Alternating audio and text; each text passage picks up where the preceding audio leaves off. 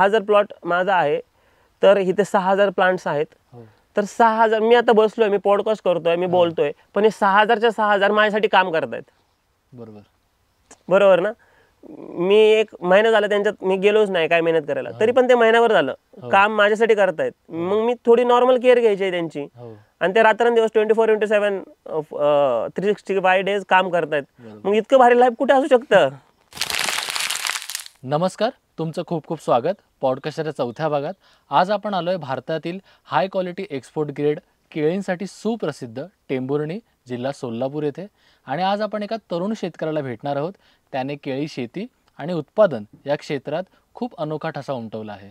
तर किरण, तुझं खूप खूप स्वागत पॉडकास्टच्या या नवीन भागात. धन्यवाद सार्थक.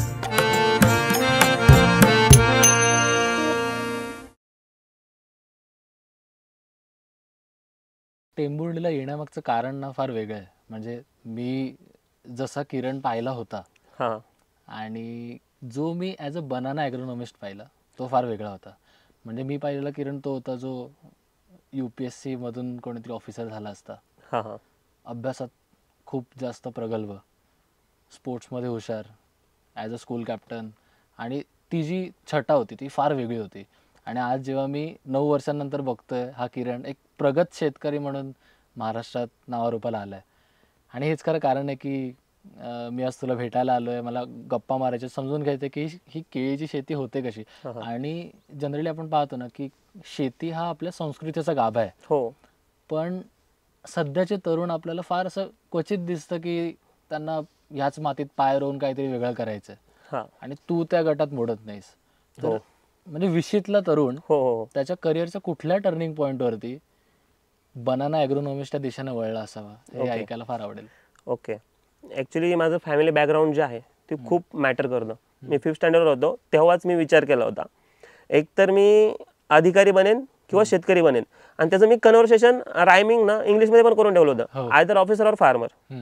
आणि जेव्हा फर्स्ट इयरला आपल्याला इंट्रोडक्टरी सगळेच सब्जेक्ट असतात इंजिनिअरिंगमध्ये, तिथे मला असं फील झालं मी तर CS घेतलं आहे आणि पण मला इथं फील येत नाही काहीच. मी अख्खं आयुष्य याच गोष्टीत नाही घालू शकत. पुन्हा मग मी जॉब न करता प्रिपरेशन सुरू केलं.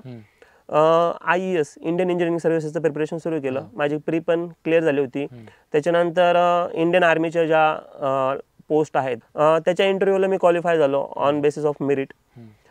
मी 4 वेळा SSBचे इंटरव्ह्यू दिलेत, त्यातील 2दा मी स्क्रीन आउट आहे आणि 2दा मी कॉन्फरन्सपर्यंत पोहोचलो अगदी.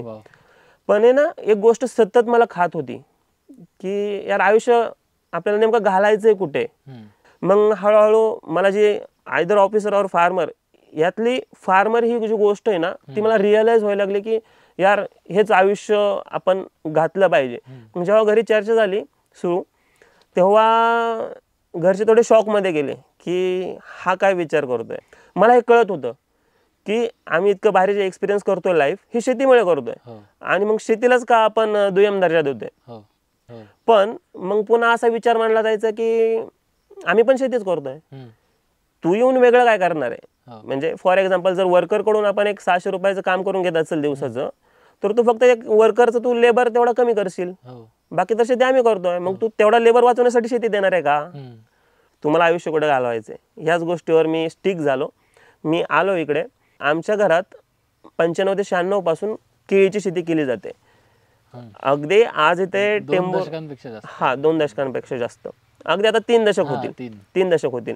आणि वडीलच म्हणजे माझं जे काही श्रेय आहे याच्या मागं मी अगदी बाहेर मला त्यांनी खूप सगळ्यांनी बाहेर टाकायचा प्रयत्न केला. म्हणजे अगदी माझं सैनिक स्कूल एज्युकेशन झालं आहे, त्यानंतर पुणे युनिव्हर्सिटीमध्ये इंजिनिअरिंग झालं आहे, म्हणजे बाहेर ढकलण्याचा प्रयत्न झाला. पण ते कसं आहे ना ते काइंड ऑफ ते संस्कार झालेत माझ्याकडे माझ्यावर शेतीचे, आणि ते प्रामाणिक झालेत, आणि त्या संस्कारांकडे मी ओढलो गेलो. म्हणजे मला अगदी मग ज्यांनी संस्कार लावलेत ते विरोधात असताना मी तिकडे ओढलो गेलो. मग इतकं ते रॉ डिसिजन होतं की एकदम प्युअर. इथे ना मला एक ऐकायला आवडेल, म्हणजे एखादी नवीन गोष्ट आपण जेव्हा सुरुवात करतो ना तेव्हा ती खरंच सोपी नसते.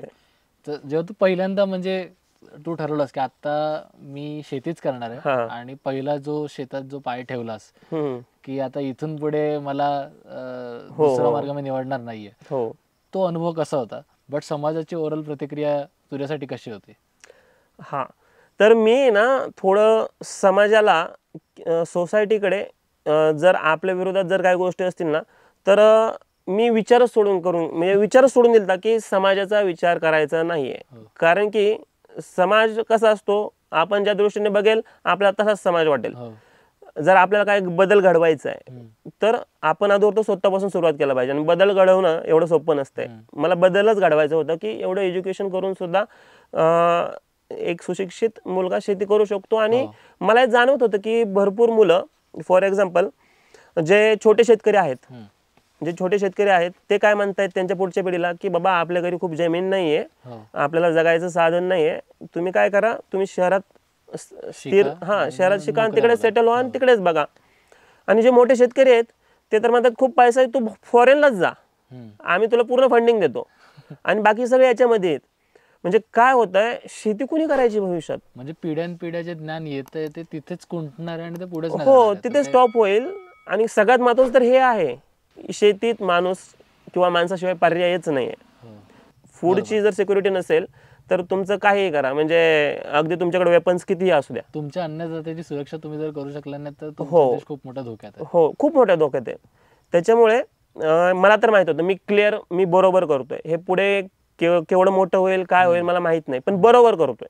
ही जी टिक मार्क आहे ना, ही खूप महत्वाची आहे. आपल्याला जर डायरेक्शन भेटलं, मला डायरेक्शन भेटलं, यस मी शेती आणि इथून पुढे याच्यासाठीच आयुष्य माझं समर्पित करणार आहे. आणि मला भविष्यातील ज्या पिढ्या आहेत त्यांनाही इथेच त्यांचे पाय रोवायचे आहेत की हेच महत्वाचं आहे. मला ते आता दिसतंय की याच्याशिवाय फ्युचरही नाही ना आयुष्यही नाही. म्हणजे जो प्रगतशील देश आहे आपला, किंवा जो म्हणतो शेतीप्रधान देश आहे, कृषीप्रधान जो देश आहे, तो जर टिकवायचा असेल तर तरुण मुलांनी इकडे वळलंच पाहिजे आणि स्ट्रॉंग डिसिजन घेतलेच पाहिजेत. आणि इथं फक्त असंच नाही, हा एक इमोशनल पार्ट झाला. इकॉनॉमिक्स जर बघितलं याचं, तर आज चांगल्या IT इंजिनियर्सला शेतकरी म्हणजे कामाला लावू शकतात. कारण की काय काय पिकं अशी आहेत की अगदी एका एकरात 25-25 लाख होतात शेतकऱ्यांचे. विथिन 8 to 10 months किंवा 12 महिन्याच्या आत 25 लाख होतात. मग सगळ्यातच होतात का? सगळ्यात नाहीत होत. पण एक अगदी 1 लाखापासून ते 10 लाखापर्यंत शेतकरी कमवू शकतो. अवेअर शेतकरी म्हणतोय मी, जो प्रॉपर अभ्यासपूर्वक शेती करतोय. त्याच्यामुळे शिकलेली पिढी इथून पुढे सगळे अवेअरच आहेत. पण त्यांनी शेतीत जर वळलं तर खूप चांगलं भविष्य आहे. आणि म्हणजे मी जसं समजून घेतले तुझं ओव्हरऑल स्ट्रगलचा जो ओव्हरऑल पिरियड होता, राईट, समाजाचा विचार न करता समाजासाठी काहीतरी बनणं, ही म्हणजे हा प्रवास फार वेगळा असतो. आपल्या डोळ्यासमोर तेव्हा म्हणजे काहीतरी एक व्हिजन असतं, पण त्याच वेळेला आपल्याला झापडंही बांधावे लागतात की आपल्याला कुठे लक्ष द्यायचं नाहीये आणि आपल्या कामाकडे लक्ष द्यायचंय. आय थिंक ती वेळ आता आली आहे की आता समाजाने तुझ्याकडे लक्ष द्यायला सुरुवात केली आहे. लोक तुझ्या कॉन्टॅक्ट मध्ये येत आहेत, तुझं जे ज्ञान आहे ते सगळ्यांपर्यंत पोहोचतंय आणि खूपच भारी. नाही रे, माझं असं खूप असं अवाढव्य ज्ञान नाहीये. जे काय मला वाटतं ना, माझे जेव्हा व्हिडिओ पण असतात ना, इन्स्टंट असतात. मी काम करतोय, मला जर वाटलं ना ही गोष्ट अशी आहे, ही माझ्या आता लक्षात आले, पण किती लोकांच्या अजून आले असेल किंवा नसेल ती मांडायला पाहिजे. तर एकदम रॉ असतो, मी शेतात काम करताना ती गोष्ट मांडतो. जेवढा इतका मिस गायडन्स जो चाललाय, कारण की एसीत बसणारे लोक शेतकऱ्यांना गायडन्स करतात. कुठल्या बेसिसवर ते गायडन्स करतात एसीत? तुम्ही शेतातच पाहिजे. कारण की आता काय मिस गायडन्समुळे पण शेतकऱ्यांचं भरपूर नुकसान होत आहे. फॉर एक्झाम्पल, जवळजवळ 100-150 कंपनी असतील फर्टिलायझरच्या, प्रत्येकांचे वेगवेगळे प्रोडक्ट असतील आणि प्रत्येकाने एकतर याला काहीतरी मॅक्रो आणि मायक्रो न्यूट्रिशन पोहोचले आणि जे जमिनीत आहे त्याच्यावर झाड डेव्हलप होत आहे. पण याचे ह्याने 200 करून टाकले. फॉर एक्झाम्पल 200 कंपन्यांचे 400 वेगवेगळे प्रोडक्ट आणि प्रत्येकाने म्हणायचं आमचं हे सोडा, आमचं हे सोडा, आमचं हे सोडा.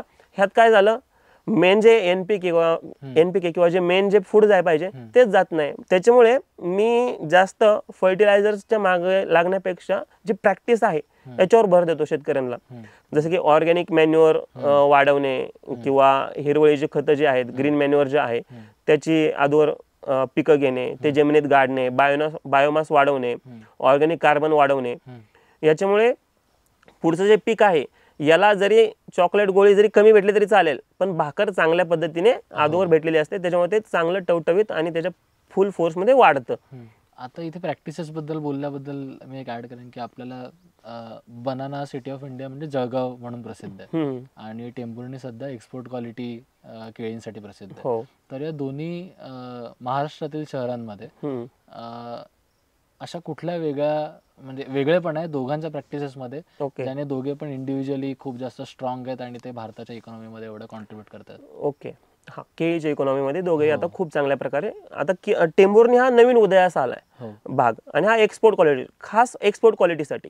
जळगाव हा एकतर आपलंच, आपण जर पूर्ण वर्ल्डमध्ये कन्सिडर केलं तर सगळ्यात जास्त प्रोड्युसिंग बनाना प्रोडक्शन आपल्या इंडियाचं होतं. आपण कंट्रीब्युट करतो पूर्ण भारतात आणि त्यात जळगाव हा खूप मोठा, जळगावने खूप मोठा वाटा उचललेला आहे. तर जेव्हा आता जळगावमध्ये आमच्या इथे काही फरक आहेत. मग जळगावचं काय आहे, लोकल मार्केट खूप स्ट्रॉंग आहे. म्हणजे लोकलला एक्सपोर्ट आता ह्या एक 7-8 वर्षात एक्सपोर्ट वाढलं आणि लोकल हे पहिल्यापासूनच आहे. कारण की आपण जरी प्रोडक्शनमध्ये सगळ्यात जास्त असू भारतात तरी आपलं कन्झम्पशन ही स्वतःचं खूप मोठं आहे. कारण की आपली पॉप्युलेशन पण बऱ्यापैकी सगळ्यात जास्तच आहे. जसं की जळगाव केळीचा हब आहे पण एक्सपोर्ट क्वालिटी केळीचं नाही आहे, डोमेस्टिकसाठी खूप प्रसिद्ध आहे. मग आणि टेंभुर्णी आणि जळगावमध्ये काय फरक होतो, मग एकतर एन्व्हायरमेंट फॅक्टर किंवा टेम्परेचर फॅक्टर्स जे आहेत. फॉर एक्झाम्पल केळी 25 ते 30 डिग्री सेल्सिअस जर जेव्हा टेम्परेचर असेल तेव्हा खूप चांगल्या पद्धतीने वाढते. आणि जे एक्स्ट्रीम लिमिट्स आहेत टेम्परेचरचे ते 10 degree Celsius, minimum 10 degree Celsius आणि मॅक्झिमम 40 डिग्री सेल्सिअस. मग याच्या गॅपमध्ये हा टेंभुर्णीचा जो मधला जो गॅप आहे त्यात टेंभुर्णी एरिया प्रॉपर बसतो. पण जळगावला काय होतं, कधी कधी टेम्परेचर लेस दॅन 10 डिग्री सेल्सिअस पण येतं आणि पुन्हा 40 डिग्री सेल्सिअसच्या वरती पण असतं. अगदी 44-45 डिग्री सेल्सिअस, अगदी कुठे 50 डिग्री सेल्सिअस पर्यंत जात असेल. आता ते प्रॉपर डाटा नाही आहे पण 40च्या वर जातं 100%. मग त्याच्यामुळे काय होतं, क्वालिटीमध्ये पुन्हा डिग्रेडेशन होतं. मग एक्सपोर्ट क्वालिटीसाठी जेवढे पण स्टँडर्ड्स मॅच करायचे तिथं मग फरक पडतो. मग तिथे मग त्यांना स्पेस मॅनेजमेंटमध्ये कॉम्प्रोमाइज करावं लागतं आणि ज्या व्हॅरिएशन्स आहेत टेम्परेचर एक्स्ट्रीम लिमिट्समध्ये त्याच्यामुळे क्वालिटीमध्ये थोडं डिग्रेडेशन होतं. पण आणि एक्सपोर्टला कसं आहे, पूर्ण इकोसिस्टम तयार पाहिजे. तुमचे कोल्ड स्टोरेजेस पाहिजे, तुमचा चांगला हायवे पाहिजे, तुमचं नेटवर्क पाहिजे लॉजिस्टिक्सचं प्रॉपर. तसं मग इथे टेंभुर्णी भागात काय झालंय, जो पुणे सोलापूर हायवे, जो नॅशनल हायवे 65 तो प्रॉपर डेव्हलप झालाय. इथून जी कनेक्टिव्हिटी आहे मुंबईची, पुणे आणि मुंबईची एकदम बेस्टवाली आहे. एकदम कमी टाइममध्ये आपण जो perishable banana is perishable item तो प्रॉपर आपण लॉजिस्टिक्सने पाठवून पुढे एक्सपोर्ट करू शकतो, जसं की मुंबईच्या पोर्टवर पाठवून. त्याच्यानंतर इथे आमचे अगदी थोड्या थोड्या अंतरावर कोल्ड स्टोरेजेस तयार झालेत, जे ते प्री कुलिंग केली जाते, जेणेकरून जी शेल्फ लाईफ जी आहे केळीची ती वाढवायला मदत होते आणि प्रॉपर एक्सपोर्ट होईपर्यंत केळी तिच्या चांगल्या स्थितीमध्ये राहील. आणि ह्या सगळ्यात महत्त्वाचं म्हणजे पाणी. आमच्याकडे जो टेंभुर्णी भाग आहे इथेच बॅक वॉटर उजनी डॅम जो आहे, तर उजनी डॅम हा जवळजवळ महाराष्ट्रातला one of the largest water holding कॅपॅसिटीचा डॅम आहे. जवळजवळ 112 TMC पाणी येतं इथे किंवा तो स्टोअर करू शकतो. आणि इतकं पाणी आणि सगळं जे आहे ते पूर्ण एरियातून फिरलेलं आहे. तर आणि जवळजवळ त्याला एक 50-60 वर्ष पूर्ण झाले डॅमला कन्स्ट्रक्शन करून. आणि तेव्हापासून खरी क्रांती ही सुरू झाली. शेती इथे डेव्हलप व्हायचं कारणच पाणी. पाणी नसेल तर शेती तुम्ही इमॅजिन पण करू नका. ती होईल काहीतरी गुंठ्या 2 गुंठ्यात तेवढी नॉर्मल फक्त दाखवायपुरती होईल. पण मेन जो गाभा आहे तो पाणी. मग इथे पाणी, रोड आणि सर्व्हिसेस ह्या सगळ्या गोष्टी आहेत आणि एन्व्हायरमेंट, या सगळ्या गोष्टींचा एकदम फेवरेबल एन्व्हायरमेंट झालं आहे किंवा फेवरेबल कंडिशन झालेत. आणि इथूनच म्हणजे प्रवास सुरू झाला की एक्सपोर्ट क्वालिटी केळीचा हब म्हणजे टेंभुर्णी. आणि तू ही जी सगळी कारणं सांगितलीस, आय थिंक तीच खरी मूळ आहेत ह्या टेंभुर्णीकडे व्यापारी आणि निर्यातदार जे काय आहेत त्या सगळ्यांना अट्रॅक्ट करायला. आणि हीच खूप मोठी स्टोरी होणार आहे पुढे जाऊन. यात तू बोलता बोलता एक बोललास, दॅट इज टिश्यू कल्चर. म्हणजे पारंपरिक पद्धतीने केली जाणारी केळींचं उत्पादन आणि टिश्यू कल्चर याच्यामध्ये काय बदल आहे आणि ह्याचा फरक म्हणजे त्याच्या उत्पादनात, त्याच्या व्यवसायात आणि उत्पन्नात कसा पडतो याच्यावर एक थोडीफार माहिती सांग. हे पण एक खूप मोठं कारण आहे टिश्यू कल्चर. म्हणजे इथे जर तुम्ही सोलापूर जिल्ह्यात जर बघितलं ना तर एकही प्लॉट तुम्हाला किंवा म्हणजे अगदी नगण्य प्लॉट असे भेटतील की जे विदाऊट टिश्यू कल्चर आहे. ओके. राईट फ्रॉम आम्ही जी केळी सुरू केली म्हणजे मागच्या 20-25 वर्षापासून टिश्यू कल्चरचेच लावतो. तर टिश्यू कल्चरमध्ये इव्हननेस आपल्याला मिळतो. फॉर एक्झाम्पल एक टिश्यू कल्चर कसं क्रिएट केलं जातं याच्याबद्दल? ओके हा थोडा सायंटिफिक पार्ट आहे, पण मी सांगण्याचा प्रयत्न करेन. At least short. हो हो हो. ज्या पण कंपन्या आहेत, फॉर एक्झाम्पल जैन इरिगेशन आहे किंवा सह्याद्री आहे, एच गुगळे आहे, अजित आहे, कॅलस, विल्यमसन, मायक्रोसन, विट्रो, त्याच्यानंतर हिरकणी, नमो, अशा खूप कंपन्या आहेत किंवा ह्यांचं टिश्यू कल्चरच्या लॅब आहेत. तर ते काय करतात, एक चांगलं झाड सिलेक्ट करतात प्लॉटमधून किंवा कधी इम्पोर्ट केलं जातं. त्याचा जो खालचा जो कंद आहे तो प्रॉपर त्याला व्हायरस इंडेक्सिंग, हेल्दी कंद चूज केला जातो. त्याचं व्हायरस इंडेक्सिंग केलं जातं, म्हणजे याच्यात कुठला रोग तर नाही येणार, याच्यातून भविष्यात आपल्यातच तो फैलाव होणार नाही ना जर बाहेरून इम्पोर्ट केला असेल तर प्रॉपर तो हेल्दी सकर किंवा हेल्दी जो खालचा कॉर्म आहे किंवा त्याला कंद म्हणतात, तो प्रॉपर सिलेक्ट केला जातो. त्याच्यातून मग त्याचे पेशी, टिश्यू म्हणजे पेशी ना, मग छोट्या पेशी सिलेक्ट त्या सेपरेट केल्या जातात. अगदी छोटासा क्यूब घेतला जातो, त्यातून मग पुन्हा त्यात जेवढ्या पेशी झाल्यात मग अगदी आपल्या नखाच्या तुकड्या एवढा किंवा एकदम बारका तेवढी पेशी कट केली जाते आणि तिला प्रॉपर टेस्ट ट्यूबमध्ये ते ठेवली जाते. आणि मग त्याला जेवढे पण ज्या पेशी झाल्यात तयार सेग्रिगेट झाल्यात त्याला कोंब येतात साईडनी आणि मग पुन्हा ते बाहेर काढले जातात. मग पुन्हा त्यांचं पुन्हा सेग्रिगेशन केलं जातं, पुन्हा ते नेक्स्ट बॉटलमध्ये शिफ्ट केलं जातं. अशी प्रोसेस चालते ती. त्यांना एका कंट्रोल्ड एन्व्हायरमेंट मध्ये वाढवलं जातं. हो हो हो वाढवलं जातं. आणि सुक्रोज हे फूड म्हणजे एक साखर हे त्याचं फूड असते. कंट्रोल एन्व्हायरमेंटमध्ये अगदी टेस्ट ट्यूबमध्येच डेव्हलप केलं जातं हे रोपं. ही अगदी प्रोसेस 9 महिन्याची आहे. जरी रोप आपल्याकडे येताना एक विदभर येत असेल, पण ते विदभर रोप होण्यासाठी 9 महिने लागतात. तर ते खूप कंट्रोल आणि खूप प्रॉपर एन्व्हायरमेंटमध्ये तयार केलं जातं. त्याच्यामुळे त्याच्यात रोगराई कमी असते, इव्हननेस खूप जास्त असतो. इव्हननेसचा फायदा काय होतो, आपल्याला वन टाइम हार्वेस्टिंग येते. पुन्हा प्रत्येक झाड तुम्हाला सारखंच दिसेल. मग त्याच्यामुळे फ्रूट जी क्वालिटी आहे किंवा फ्रूटचं इव्हननेस आहे किंवा एका कंटेनरमध्ये जाणारा माल हा एकाच लेवलचा असेल. तर त्या पण गोष्टी आहेत.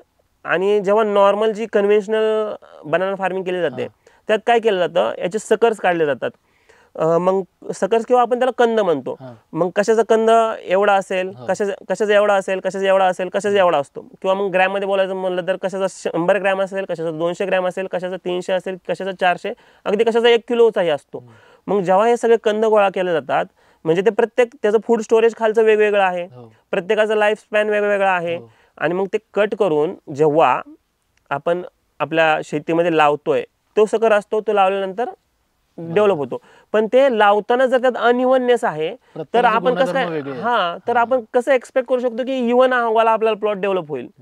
आणि जेव्हा तुम्हाला एक्सपोर्ट करायचं आहे तर त्याला इव्हननेस खूप महत्वाचं आहे. वन टाइम हार्वेस्टिंग खूप महत्वाची आहे. प्रत्येकाचं फूड स्टोरेज असणं प्रॉपर एका स्टेजमध्ये असणं खूप महत्वाचं आहे.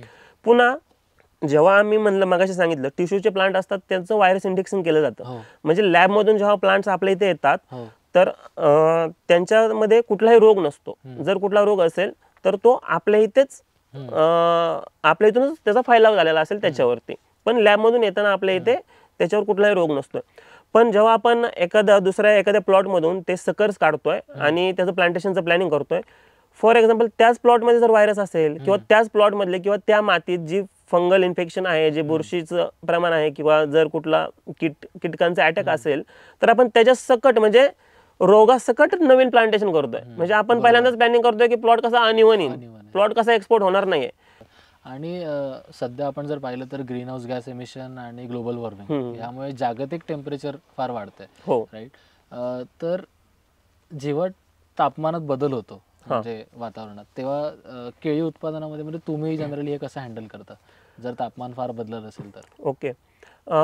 केळी खूप ससेप्टेबल आहे टेम्परेचरसाठी. जसं मी मगाशीच नमूद केलं, केळीसाठी मिनिमम 10 डिग्री सेल्सिअस आणि मॅक्झिमम 40 डिग्री सेल्सिअस हे एक्स्ट्रीम लिमिट्स आहेत 2. आणि ते खूप चांगले फेवरेबल जर टेम्परेचर म्हणलं तर 25 ते 30 डिग्रीचा गॅप.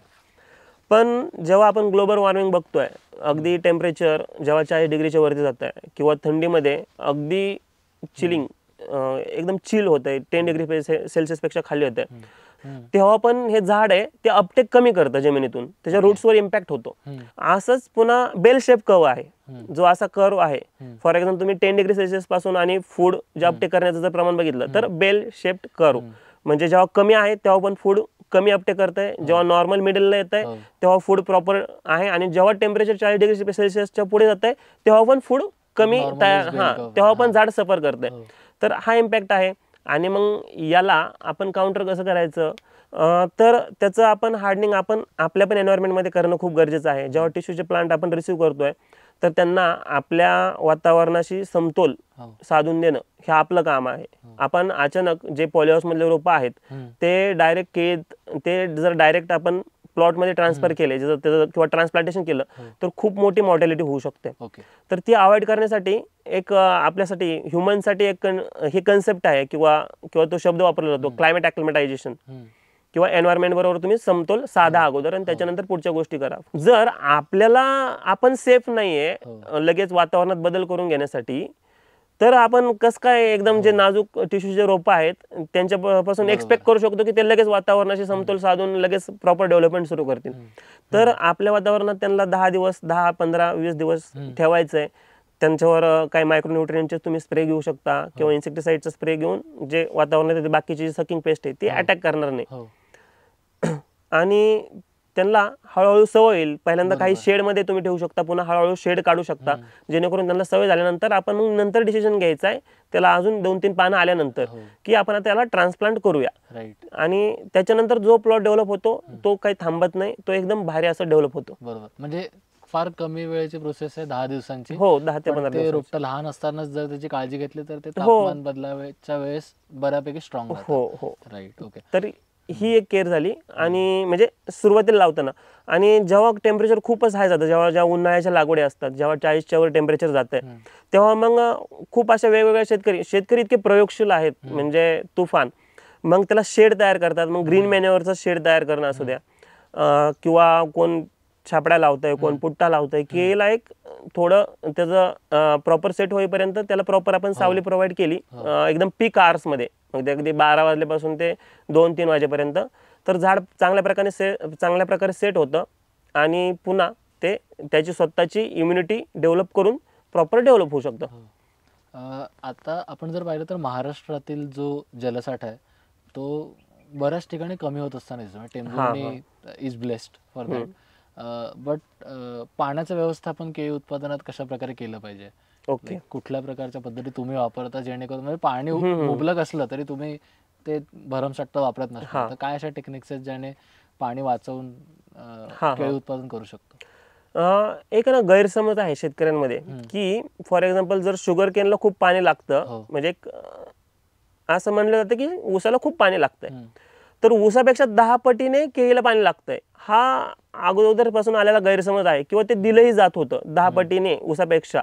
पण आम्ही असे प्लॉट डेव्हलप करतोय जे ऊसापेक्षा निम्म्याने पाणी देऊन सुद्धा केळीचं जे ॲव्हरेज जे उत्पन्न आहे ते दुसऱ्यांच्या डबल घेतोय. म्हणजे अगदी कमी पाण्यात केळी आपण डेव्हलप करतोय, आणि ती पूर्णपणे केळी ड्रीप इरिगेशनवर डेव्हलप केली जाते. तर ड्रीप इरिगेशन पण आमच्या घरात मागच्या 25 वर्षापासून वापरलं जातं. तर पुन्हा मी थोडं मागे जातो, पुन्हा याच्यावर येतो. जर जे उजनी डॅममध्ये जे पाणी येतं ते सह्याद्रीचं पाणी येतं. आमच्या इथे पाऊस खूप एवढा पडत नाही, एकदम मीडियम किंवा लो दॅन मीडियम एवढा पाऊस पडतो. तर उजनी डॅममध्ये जे पण पाणी येतं ते सह्याद्रीचं पाणी येतं. इथून पुन्हा अपटेक करून आमच्या विहिरीन किंवा वेल्समध्ये ते टाकलं जातं, आणि तिथून पुन्हा अपटेक करून ते ड्रीप इरिगेशन थ्रू झाडाच्या रूट्स पर्यंत जात आहे. तर घरच्यांनी एवढी सिस्टीम तयार केली आहे, सह्याद्रीचं पाणी अगदी ठेंबे ठेंबे प्रत्येक रूट्सला मिळेल. आणि मग इथल्या मुलांनी का पुन्हा शहरात जायचं नवीन शोधायला काहीतरी? हे इन्फ्रास्ट्रक्चर एवढं डेव्हलप केलं, इतक्या गोष्टी सगळ्या ॲटोमाइज करून ठेवल्यात, आणि इतकं भारी जे केलंय. आणि म्हणजे ते असं झालं काखेत कळसा गावाला वळसा. केळी हे आपण डेन्स पॉप्युलेशन करतो, आणि कारण की आपल्याला उत्पन्न खूप पाहिजे, तर प्रत्येक झाडाला आपण त्याची फूड रिक्वायरमेंट सॉइल पासून पूर्ण होईल हे एक्सपेक्ट नाही करू शकत, कारण की आपण ऑलरेडीच डेन्स पॉप्युलेशन केलंय. तर त्याला आपल्याला एक्स्ट्रा फर्टिगेशन करावं लागतं, किंवा जसं तू मगाशी मुद्दा मांडला होता की नॅनो फर्टिगेशन किंवा नॅनो फर्टिलायझर्स ते द्यावं लागतात. मग ते एक्सटर्नली आपल्याला प्रोव्हाइड करावं लागतात.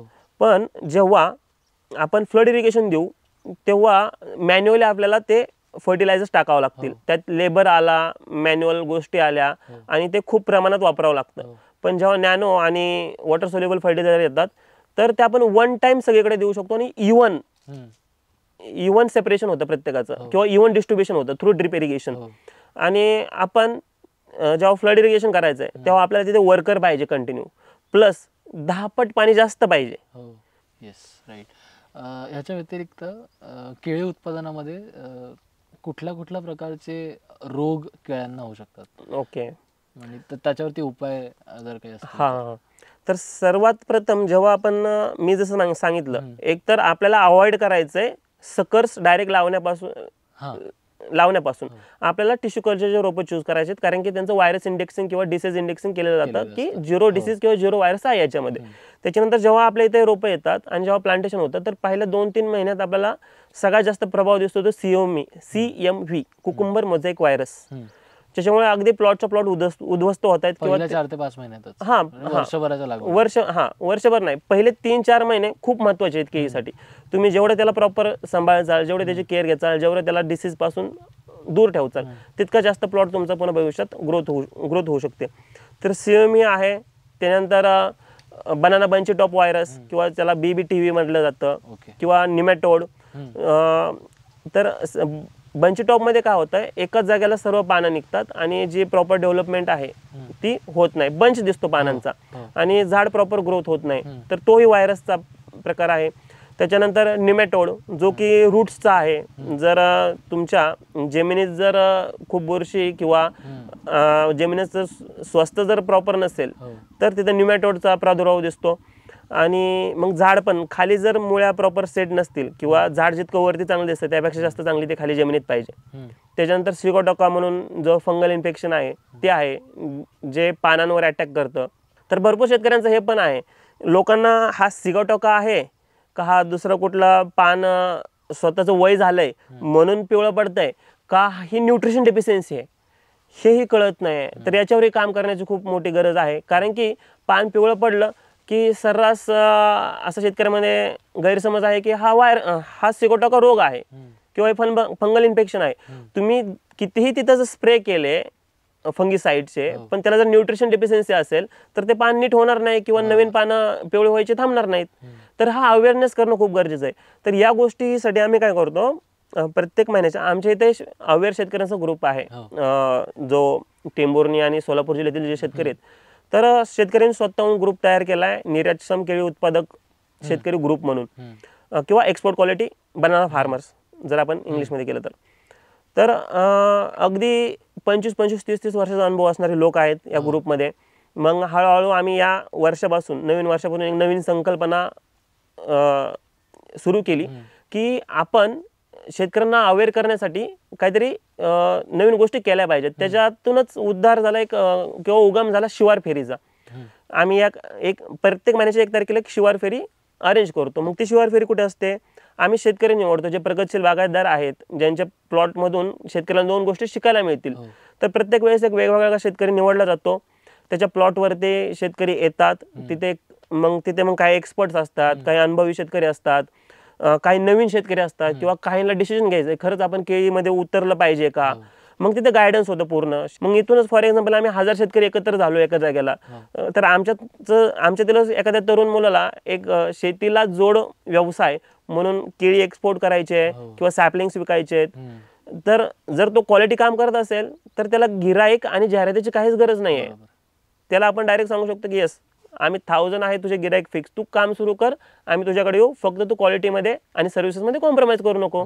त्याच्यामुळे जे नवीन शेतकरी आहेत त्यांनाही किंवा नवीन लोक जे ग्रुपमध्ये ऍड होत आहेत, तरुण पिढी जी ऍड होते त्यांनाही कसलं टेन्शन नाही आहे. कम्युनिटी बिल्डअप एवढं स्ट्रॉंग आहे की सगळ्या गोष्टी उपलब्ध, अनुभवापासून कस्टमर्स पर्यंत. हो. तर ह्या पण गोष्टी चालू आहेत. अगदी आमचा जो केळीचा जो हब आहे किंवा टेंभुर्णी जो केळीचा हब झालाय, तर आम्हाला हा हब म्हणूनच ठेवायचा आहे. याला पुन्हा भविष्यात जाऊन कुठेतरी एक दुय्यम दर्जा नाही मिळाला पाहिजे, त्याच्यासाठी आम्ही सर्व प्रयत्न करतोय. एक्सपोर्टच्या अनुषंगाने जी केळ्यांची शेल्फ लाईफ असते, म्हणजे जो टाइम असतो कस्टमर पर्यंत पोहोचेपर्यंत, तर ती कशी इन्क्रीज केली जाते? कारण कोल्ड स्टोरेजचा प्रॉब्लेम किंवा सुविधा सगळीकडेच उपलब्ध नाहीये. तर एक्सपोर्टसाठी कोल्ड स्टोरेज इज नेसेसरी. म्हणजे त्याच्याशिवाय तुम्ही स्वप्नही बघू शकत नाही की आपण विदाऊट कोल्ड स्टोरेज किंवा प्री कुलिंग. काही स्टँडर्ड्स फॉलो करणं गरजेचं आहे जेव्हा तुम्हाला हो हो हो हो. कारण की जर तुम्हाला रेट पाहिजेत आणि जर चांगले पैसे कमवायचे तर ती इकोसिस्टीम तयार होणं खूप गरजेचं आहे. आज भरपूर एरियामध्ये केळी केली जाते पण तिथं तिथे इकोसिस्टीम नाही आहे. तर जी मस्ट कंडिशन आहे तर ती आहेच. मग केळीची शेल्फ लाईफ कशी वाढवली जाते तर प्री कुलिंग. टेम्परेचर जेव्हा डाऊन करतं तेव्हा त्याचं एजिंगचं लाईफ आपोआपच कमी होतं. ते जसं की सायन्स आहे त्याच्या मागे. तर ते टेम्परेचर मेंटेन करून अगदी 1 महिना 1.5-2 महिन्यापर्यंत केळीची शेल्फ लाईफ वाढवली जाते. Okay, right. आणि ह्याच म्हणजे एक्सपोर्ट आणि ह्या सगळ्या सर्कलमध्ये आपण बऱ्याच वेळा पाहतो की कुठे ना कुठेतरी असे एक मध्यस्थी असतात आणि त्यामुळे कुठे जो भाव खऱ्या शेतकऱ्याला मिळाला पाहिजे त्यात कुठे काही त्रुटी भासते का? म्हणजे निर्यातीच्या ओव्हरऑल सर्कलमध्ये अशा काही त्रुटी आढळल्यात का तुला? त्रुटी तर आहेत पण ते लोक आहेत म्हणूनही हब व्हायचं कारण आहे. कारण की प्रत्येक जण इथे चेन आहे. तर प्रत्येक जणच सगळ्यात जर बघायला गेलं तर पुन्हा सगळ्यांना पैसाच महत्वाचा वाटतोय. मग ते जर लोक नसतील जेव्हा व्यापारी नसेल शेवटी आपण माल तर काय स्वतः नाही विकू शकत. जर विकू शकत असेल तर मग पुन्हा अजून शेतकऱ्याला खूप अवेअर व्हावं लागेल. किंवा FPO फार्मिंग प्रोड्युसर ऑर्गनायझेशन्स किंवा FPCC ज्या बनवले जातात ज्या गव्हर्नमेंट चा सपोर्ट ज्यांना सबसिडी किंवा सपोर्ट खूप सारा भेटतो जो शेतकऱ्यांचाच ग्रुप असतो. फार्मर्स प्रोड्युसर कंपनी म्हणून किंवा फार्मर्स प्रोड्युसर ऑर्गनायझेशन म्हणून. मग याच्या थ्रूही शेतकरी स्वतःचे कोल्ड स्टोरेज बनवू शकतात. ग्रुपचाच एक किंवा ग्रुपच एक व्यापार म्हणून करू शकतो आणि तो बाहेर एक्सपोर्ट करू शकतो. पण ती तयारी पाहिजे. मग ज्या लोकांनी जी तयारी दाखवली किंवा जे त्यात रिस्क मध्ये उतरले तर ते त्यांचा फायदा काढून घेतील. फक्त काय होतंय कधी कधी खूप पिळवणूक केली जाते. तर ते होतं काय म्हणे एक गव्हर्नमेंटनी पण मिनिमम सपोर्टिंग प्राइस MSP जे आहे काहीतरी रेग्युलेशन असावं. ते सध्या रेग्युलेशन नाहीये. तर ते जर रेग्युलेशन झालं तर शेतकऱ्यांचे नक्कीच खूप चांगले दिवस येतील. आणि फक्त आपण एक्सपोर्टचं बघतोय अजून. आता टेंभुर्णी किंवा आपला जो महाराष्ट्र आहे तो केळीत खूप उच्च सरस आहे किंवा अग्रेसर आहे. पण अजून आपण प्रोसेसिंग मध्ये नाही उतरलेलो. जेव्हा प्रोसेसिंग मध्ये उतरेल तेव्हा हे जे आहे फक्त मोनोपॉली जर कोणाची चालत असेल तर ती मोनोपॉली चालणार नाही किंवा ती ब्रेक होईल. मग प्रोसेसिंग मध्ये आल्यानंतर जर कुठं डिसीज आहे, ओव्हरसाइज माल आहे, अंडरसाइज माल आहे तर प्रोसेसिंग मध्ये ह्या सगळ्या गोष्टी ऑटोमॅटिक ऍडजस्ट होतात आणि मग शेतकऱ्याचं नुकसान कमी होतं. फॉर एक्झाम्पल जर शेतकऱ्याचे 4-5 प्लॉट जर कोलॅप्स झाला तर जेव्हा केळी जी डायरेक्ट आपल्याला राईप करून खायला लागते जर तो थोडा प्रीमॅच्युअर बंच असेल तर तो राईप होत नाही किंवा त्यात टेस्टमध्ये फरक मिळू शकतो. पण तिथे जर प्रोसेसिंग असेल तर ती गोष्ट प्रोसेसिंगला जाऊ शकते. तर प्रोसेसिंगमध्ये इतका मोठा एरिया असून पण आमचा अजून भाग प्रोसेसिंगमध्ये नाही. प्रोसेसिंगला काय पाहिजे? रॉ मटेरियल पाहिजे, रिसर्च पाहिजे, अभ्यास पाहिजे, गव्हर्नमेंटचा पण त्यात रोल पाहिजे. तर अजून गव्हर्नमेंटचा तर काय रोल इतका दिसत नाहीये प्रोसेसिंगमध्ये शेतकऱ्यांना प्रमोट करणं खास केळीसाठी. कारण की केळीने भरपूर इकॉनॉमीमध्ये पॉझिटिव्ह इम्पॅक्ट आणलाय आणि याच्यावर आता काम करणं खूप गरजेचं आहे. अगदी काही लोक याच्यापासून धागे तयार करून अगदी लेदरला पर्याय म्हणून पण बघतायत किंवा याच्यापासून कपडे तयार केले जात आहेत, सॅनिटरी नॅपकिन्स तयार केले जात आहेत केळीच्या फायबर पासून. पुन्हा जे केळी जे आहे त्याचं जे पल्प आहे त्या पल्प पासून चिप्स तर बनवू शकतो जे आपल्याला माहिती आहेत. पण चिप्स किंवा त्याची जी पावडर आहे ती पावडर तयार करून किंवा लहान मुलांसाठी फूड म्हणून किंवा पेट ॲनिमलसाठी फूड म्हणून पण गोष्टी तयार होऊ शकतात. आणि याच्यावर चालू आहे पण जो स्पीड पाहिजे तो खूप कमी आहे. पण जर ह्या गोष्टी जर झाल्या तर शेतकऱ्यांचं आयुष्य खूप मस्त आणि सुखकर होईल. फक्त एक्सपोर्टवर डिपेंड राहायची गरज नाही. बरोबर. म्हणजे ह्याचा गाभा असाच होता की फक्त उत्पादन आणि उत्पन्न करण्यापेक्षा याच्यातून असे काहीतरी प्रोसेसेस तयार केले पाहिजेत जेणेकरून सब बिझनेसेस तयार होतील.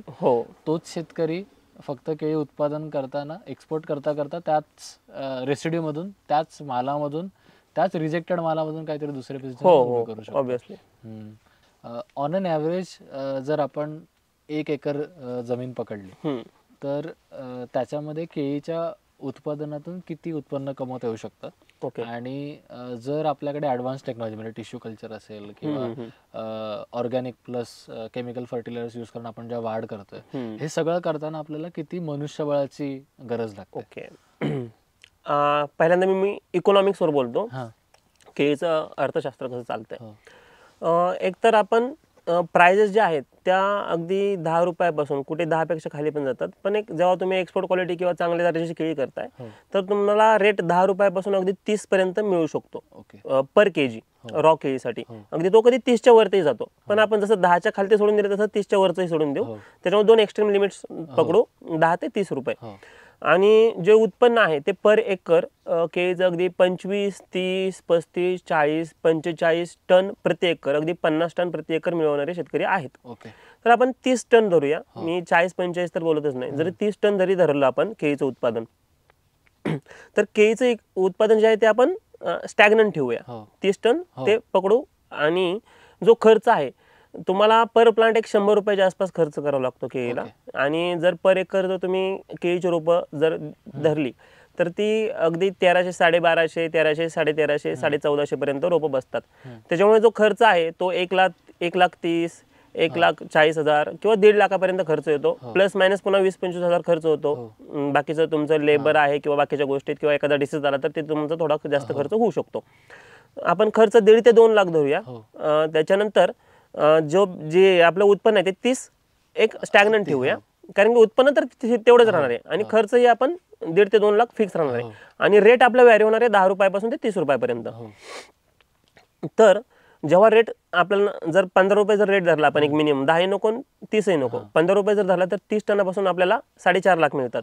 पुन्हा तुमचा 1.5 ते 2 लाख खर्च काढा, पुन्हा 2.5 ते 3 लाख तुमचा नेट प्रॉफिट राहील.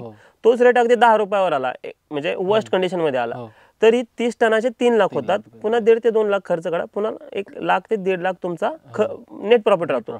आणि तीच केळी जेव्हा 30 रुपयांनी तुम्ही विकचाल तेव्हा 3 त्रिक 9 म्हणजे 30 टनाचे 9 लाख होणार आहे. पुन्हा 1.5 ते 2 लाख खर्च काढा, पुन्हा 7 ते 7.5 लाख तुमचा नेट प्रॉफिट होणार आहे. म्हणजे तुमचं उत्पन्न जर तुम्ही खर्च जर प्रॉपर करताय तर तेवढं उत्पन्न निघायला काही प्रॉब्लेम नाही. आणि तुमचा रेट किती जरी आला तरी 1 लाखापासून ते 7.5-9 लाखापर्यंत तुम्ही नेट प्रॉफिट मिळवू शकता पर एकर. आणि प्रॉफिटची तर गॅरंटी आहे, फक्त तुम्हाला अगोदर सगळ्या केअर घ्यायच्या, अभ्यासपूर्वक चालायचं आहे, रिस्क मॅनेजमेंट करायचं आहे. तुम्हाला प्रॉपर जे डिसीज आहेत ते अगोदरच तुम्हाला त्याचं अभ्यास करून त्याच्यावर ऍक्ट करायचं आहे. पुन्हा सगळ्यात महत्त्वाचं आहे जेव्हा वारा एक 80-90 किलोमीटर पर आवरच्या पुढे जेव्हा स्पीड जातं तर तेव्हा प्लॉट कोलॅप्स होण्याचे चान्सेस वाढतात. जेव्हा टेम्परेचर 40 डिग्रीच्या वर जातं तेव्हा प्लांट्स बेंड होण्याचे चान्सेस वाढतात. किंवा जेव्हा आपल्या प्लांटवर एक्स्ट्रा वेट गेन होतं तेव्हा प्लांट्स बेंड होतात. तर हे काळजी घेतल्या पाहिजे, तर त्याला प्रॉपर सपोर्ट सिस्टीम राबवली पाहिजे. माझे एक 4-5 व्हिडिओ मी टाकलेत जेणेकरून, आणि त्याचा फायदा आम्हाला मिळाला आहे. तर ह्या गोष्टींवर प्रॉपर जर तुम्ही गेला, रिस्क मॅनेजमेंट जर केलं तर केळी 101% परवडते. आणि आमच्या एरियात खरंच केळीने खूप मोठं इकॉनॉमिक चेंज केलं आहे शेतकऱ्यांमध्ये. आणि हे असंच आहे, म्हणजे एकदम मस्त आहे, इकॉनॉमिक्स एकदम भारी आहे.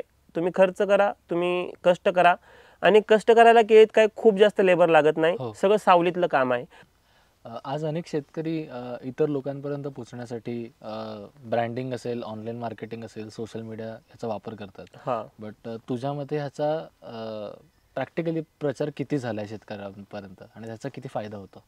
याचा फायदा तर नक्कीच होतो, पण जो प्रचार आहे तो किंवा अवेअरनेस जो आहे तो कमी. आता तू बघ ना, प्रत्येक जे स्मॉल एंटरप्राइज आहे त्यांचं सोशल मीडियावर कुठेतरी एक प्रेझेन्स आहे. तर तो प्रेझेन्स पाहिजे, कारण की तुम्ही काय करताय हे पण समाजाला किंवा लोकांमध्ये पोहोचलं पाहिजे. तुम्ही कुठलं पीक घेताय, फॉर एक्झाम्पल तुमच्याकडे केळी आहे, तुमच्याकडे कोकोनट प्लांटेशन आहे म्हणजे नारळाचं प्लांटेशन आहे, तुमच्याकडे ड्रॅगन फ्रूट आहे, तुमच्याकडे पपई आहे.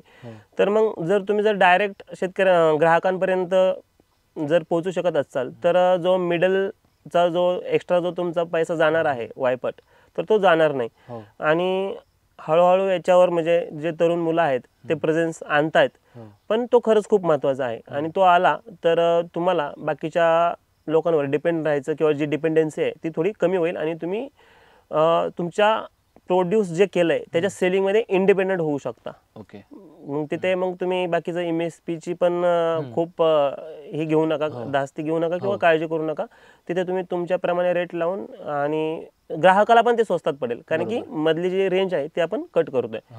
तर त्याचाही खूप फायदा आहे. आणि नक्कीच शेतकऱ्यांनी ते एक्सप्लोर पण केलं पाहिजे.